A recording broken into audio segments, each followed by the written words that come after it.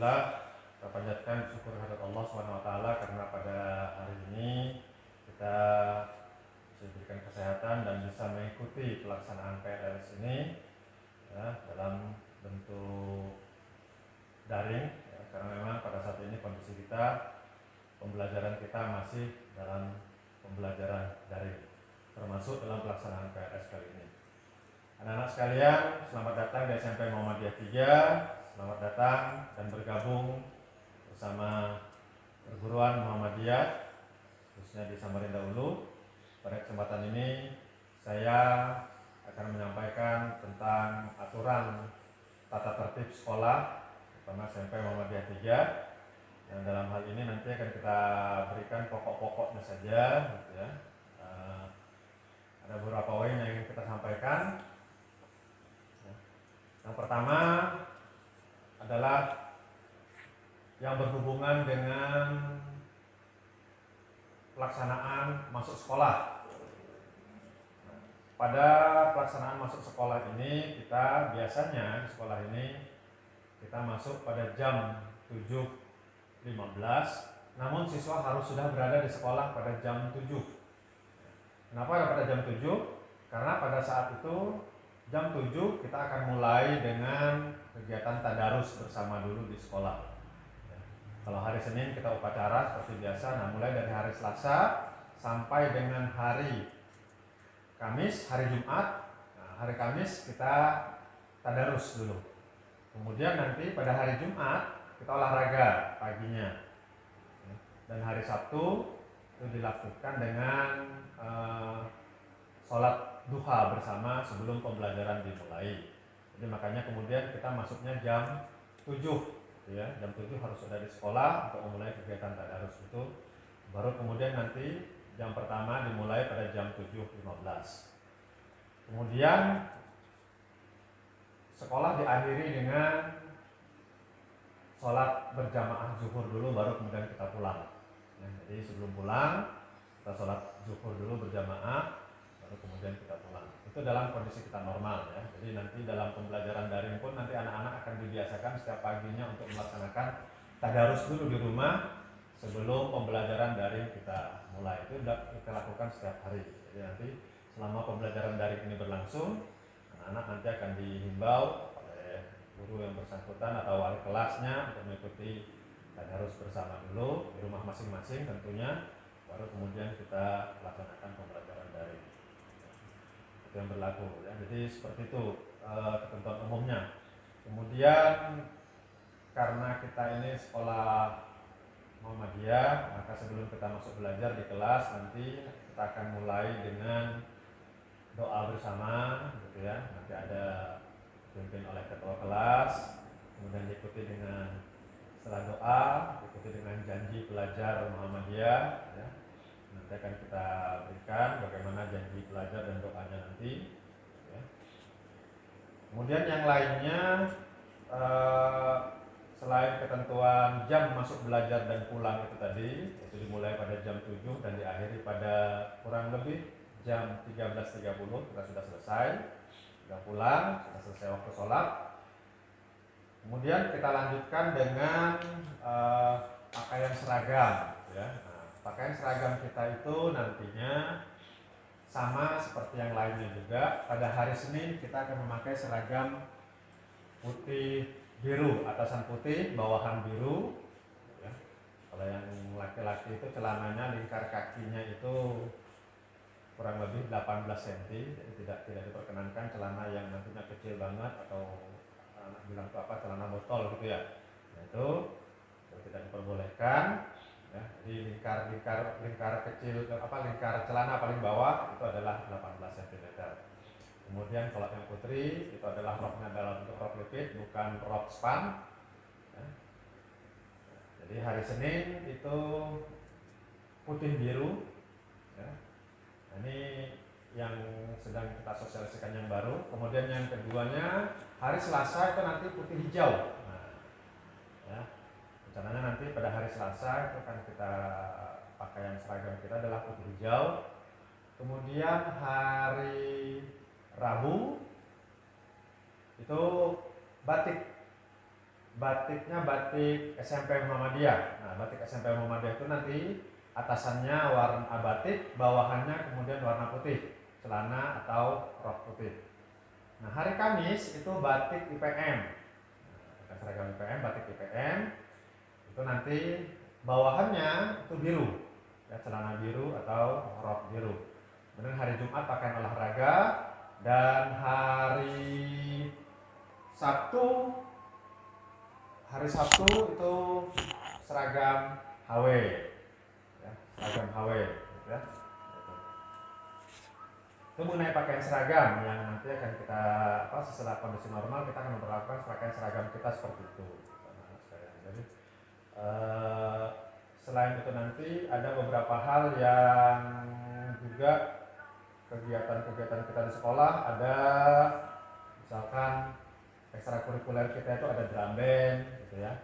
Kemudian ada tapak suci, kemudian ada olahraga bulu tangkis, kemudian ada tenis meja, dan apa lagi? Futsal. Nah, ini futsal juga ada.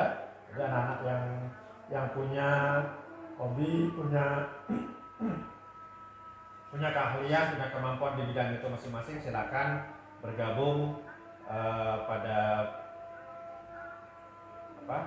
ekstra yang sudah disediakan itu. Silakan mendaftar nanti kepada guru pembinanya masing-masing untuk kemudian mengikuti kegiatan itu sesuai dengan hari yang telah ditentukan. Kemudian juga yang ketentuan lain, misalkan dalam pakaian seragam juga, ini masih dalam pakaian seragam, misalkan pakaian harus rapi, kemudian rambut anak-anak yang putra ya harus dipotong rapi, yang putri juga jilbabnya tidak keluar, rambutnya tidak keluar dari jilbab, ya. Dan tidak boleh memanjangkan kuku, ya.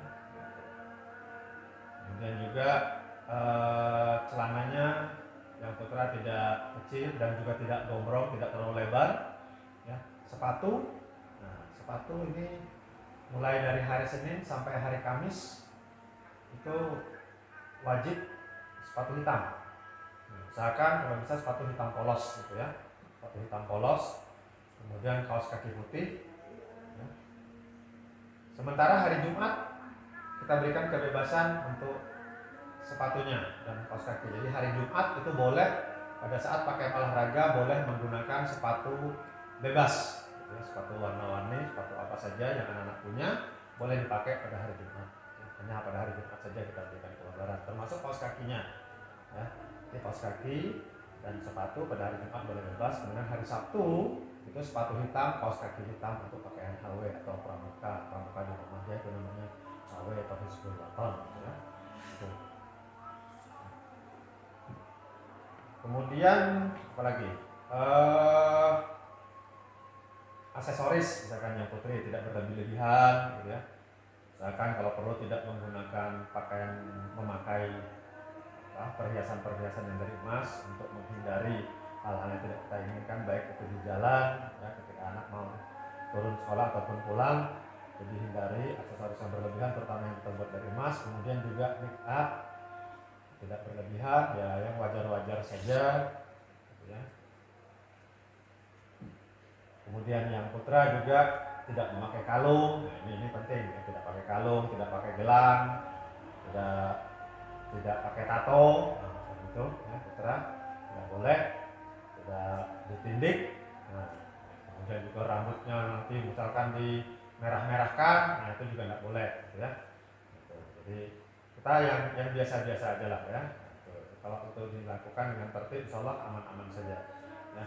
Nah, untuk yang tadarus tadi, anak-anak yang bisa baca Al-Quran itu nanti akan dibimbing dengan baca Al-Quran sama-sama. Yang tidak bisa masih Iqra nanti akan bergabung bersama teman-temannya yang Iqra, ya. Akan ada pembimbing, guru yang membimbing untuk membaca Iqra sama-sama, sehingga nanti dalam 1 tahun itu diusahakan ya mungkin beberapa bulan ke depan Iqra-nya selesai, sudah bisa naik ke Al-Quran. Ini yang penting. Kenapa harus dilaksanakan tadarus setiap pagi. Kemudian pada hari-hari libur tertentu, pada hari-hari kebesaran agama, kita juga melaksanakan kegiatan kebesaran agama. Misalkan ini dalam waktu dekat, misalkan kita akan adakan kurban hari raya Idul Adha. Nah, kita di sekolah akan mengadakan pemotongan hewan kurban. Nah, biasanya kalau dalam kondisi normal, anak-anak kita undang ke sekolah sama-sama, gitu ya. Masak sama-sama, makan sama-sama di sekolah. Ya. Itu kalau hari-hari biasa, tapi nanti yang tahun ini kita belum tahu nanti ya, ada informasi dari sekolah gimana masalah kurbannya. Jelas setiap tahun sekolah akan melaksanakan pemotongan hewan kurban. Yang pada tahun ini insya Allah kita akan ada pemotongan hewan kurban 3 ekor kayaknya ini nanti ya, di sekolah akan ada pemotongan 3 ekor hewan kurban berupa sapi ya. Kemudian juga hari-hari lainnya juga ada, misalkan kalau bulan puasa itu kita ada pesantren Ramadan ya. Nah, kemudian ada sawalan, kalau di bulan sawalnya kan selesai sebelum begitu masuk ada sawalan. Kemudian bagaimana sopan santun di lingkungan sekolah? Nah, ini yang sangat penting gitu ya. Sopan santun di lingkungan sekolah itu sudah sangat penting. Bagaimana anak-anak bertemu sesama teman ya, tidak kemudian berkata kasar, tidak kemudian mengolok teman. Nah, ini harus, perilaku ini harus kita jalankan. Ini termasuk dalam tata tertib sopan santun dalam sekolah. Kemudian juga bagaimana ketemu dengan orang tua atau guru. Nah, siapapun orang tuanya, kalau kita ketemu, anak-anak ketemu dengan orang tua teman, itu ucapkan salam. Demikian juga ketemu dengan guru, dibiasakan ucapkan salam, gitu ya. Nah, jangan mengucapkan selamat pagi, hai, halo pak, nah, gitu. Yang benar, assalamualaikum, assalamualaikum pak, assalamualaikum ibu. Nah, jadi dibiasakan, kita budayakan ucapan salam, ya. Itu kepada siapapun, termasuk kepada bapak ibu guru dan kepada orang tua teman kita. Kita ketemu di jalan, ketemu guru di jalan maupun di sekolah, sama ucapkan salam kepada bapak ibu guru dan kepada orang tua teman kita ya. Kemudian apa lagi? Sopan santun. Kemudian apa lagi ya? Selain mengucapkan salam juga, ini sampah. Nah, ini juga ya, sampah misalkan. Nah, ini tolong jangan membuang sampah sembarangan gitu ya. Kita di sini di kelas itu, di depan kelas sudah disediakan tempat sampah ya. Kelas kita ada di bawah, ada di atas ada. Itu setiap kelas, di depan kelas sudah ada tempat sampahnya masing-masing. Nah, gitu. Belum lagi di kantin, jalan menuju kantin juga ada tempat sampah ya. Jadi kalau misalkan nanti belanja atau makan minum ya, makan minum, sampahnya jangan dibuang di laci meja, jangan dibuang di tempat sembarangan, tapi buanglah pada tempat sampah yang sudah disediakan. Kenapa? Karena ya kalau lingkungan kita bersih kan kita juga yang enak. Selain itu juga kan, apalagi kita sekolah yang berbasis Islam, berbasis agama ya, mengajarkan agama, mengajarkan kepada kita an-nazafatu minal iman, kebersihan itu sebagian daripada iman. Ini yang harus kita budayakan, budaya bersih. Kalau ada kita lihat sampah tercecer di jalan, ada teman kita yang buang sampah sembarangan, tegur, ingatkan, tolong sampahnya. Kalau enggak, kita ambil, buat ke tempat sampah. Kan itu. Kita membiasakan hal-hal seperti itu. Ya. Siapapun kita, kalau kita ketemu hal-hal yang seperti itu, sampah terceceran, ya ambil saja, buat ke tempat sampah, kan tidak sulit. Ini yang perlu kita budayakan gitu ya, agar kemudian lingkungan kita selalu bersih, asri gitu ya. Nah, jadi kita sudah berupaya menjaga lingkungan kita untuk selalu bersih gitu kan. Kemudian apalagi yang perlu disampaikan, hal-hal yang dilarang misalkan gitu. Nah, yang dilarang adalah termasuk tadi ya, dilarang rambut tadi segala macam, termasuk juga dilarang membawa alat-alat yang membahayakan, bawa pisau, gitu ya, bawa laptop ke sekolah, kecuali kalau disuruh gurunya, gitu. Kalau gurunya minta, besok bawa laptop, nah boleh bawa laptop, gitu ya. Nah, termasuk apalagi merusak lingkungan sekolah, coret-coret dinding kelas, coret-coret bangku, yang pakai tip X itu tidak kemudian tip X-nya digunakan untuk coret-coret meja sama bangku. Tip X itu digunakan untuk menghapus kalau ada kesalahan di tulisan, bukan mencoret, mengukir namanya. Nah, ini yang kebiasaan yang sering terjadi sama anak-anak itu. gitu ya. Mengukir nama, menuliskan nama di dinding, kan gitu. Untuk kenang-kenangan katanya di dinding, di meja, di bangku, ini tidak benar gitu ya. Itu kita hindari. Jadi, biarkanlah semuanya bersih. Kalau mau ukir, ukir saja di hatinya masing-masing. Nah, kan namanya diukir di hati masing-masing, jangan di dinding. Nah, insya Allah akan lebih berkesan kalau diukir di hatinya masing-masing. Ya. Atau di hati temannya, tolong simpan nama saya di hati kamu, kan gitu. Nah, lebih bagus daripada menyimpan nama di dinding. Kalau nanti dicat kan hilang juga, tapi kalau di hati, nah itu akan diingat terus. Nah, lebih baik seperti itu, ya.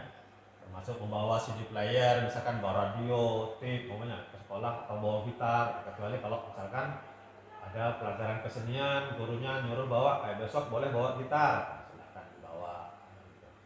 Besok pelajaran TIK, misalkan gurunya minta bawa laptop, silahkan dibawa. Ya, tapi kalau tidak ada diminta ya jangan dibawa. Ya. Supaya apa? Supaya tidak mengganggu. Kenapa? Karena juga beresiko kan gitu. Resiko rusak, resiko jatuh, resiko hilang, kan? Ya. Itu yang kita jaga, gitu ya. Kemudian termasuk juga dilarang membawa alat-alat permainan kayak permainan judi, apalagi kayak begitu kan. Nah, permainan-permainannya seperti itu, ya, yang mengandung unsur judi itu, ya, semua yang mengandung permainan unsur judi, taruhan, nah itu dilarang, ya, sangat-sangat dilarang. Kemudian juga kegiatan-kegiatan yang mengganggu, nah ini mengganggu, ya. Kegiatan-kegiatan yang mengganggu ketertiban belajar atau ketertiban umum, temannya belajar diganggu atau orang lagi belajar bikin keributan dan segala macam, kelahi, nah itu tolong dihindari, ya. Tolong dihindari karena nanti ada beberapa sanksi-sanksi yang akan diberikan kalau terjadi seperti itu. Nah itu yang kita hindari. Jadi apalagi sekarang kan anak-anak sudah SMP, bukan lagi anak SD kan gitu ya. Kalau di SD apa-apa harus ayo anak-anak suruh dulu kan gitu. Mereka SMP enggak, sampai waktunya sholat zuhur, ayo kita sholat, bel 3 kali waktu sholat zuhur, udah semuanya turun, ambil air wudhu untuk melaksanakan sholat berjamaah. Demikian juga kalau pagi, bel pagi langsung begitu sampai di kelas langsung atur di di halaman, atur sajadahnya, kemudian kita tadarus sama-sama. Tidak harus menunggu disuruh-suruh, kan panggil segala macam lagi. Itu dibiasakan, hal-hal yang seperti kita biasakan. Kebiasaan baiknya seperti itu yang perlu kita budayakan. Ya. Nah, bagaimana dengan pelanggaran? Nah, kalau ada pelanggaran biasanya kan kita adakan peringatan dulu, kan itu teguran itu secara lisan, ya 3 kali misalkan kayak gitu, kemudian dilanjutkan dengan teguran tertulis, ya teguran tertulis. Nah, kalau sudah kayak gitu, teguran tertulis sampaikan kepada orang tua, ada pemberitahuan, peringatan, kan pemanggilan orang tua. Nah, kan gitu. Kalau sudah kayak gitu juga masih dilanggar, nah, nanti akan ada penugasan khusus. Nah, sanksi berupa penugasan khusus, misalkan suruh nulis, suruh membersihkan kantor atau membersihkan kamar mandi atau misalkan kayak begitu ya, merangkum. Nah, kan kadang-kadang perumpamaan kita seperti itu, anak-anak yang tidak mengerjakan PR, misalkan tugas, disuruh menyalin kembali tugasnya, merangkum, bikin rangkuman, kayak gitu. Jadi insya Allah hukuman yang mendidik. Nah, kalau untuk sudah dilakukan berbagai upaya termasuk panggilan orang tua masih juga dilakukan pelanggaran, nah kita kemudian bisa pemanggilan orang tua tadi, termasuk di dalamnya juga bisa penundaan belajar atau skorsing.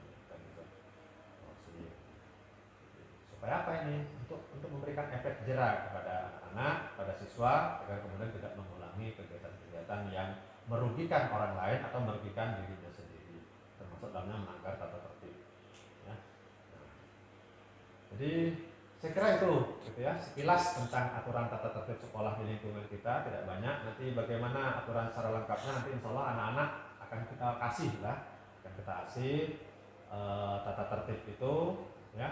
Termasuk di dalamnya nanti ada pernyataan, ya, yang ditandatangani oleh anak dan orang tua, ya, bahwa anak-anak sanggup untuk mentaati tata tertib sekolah seperti yang diberikan nanti kepada anak-anak, gitu ya.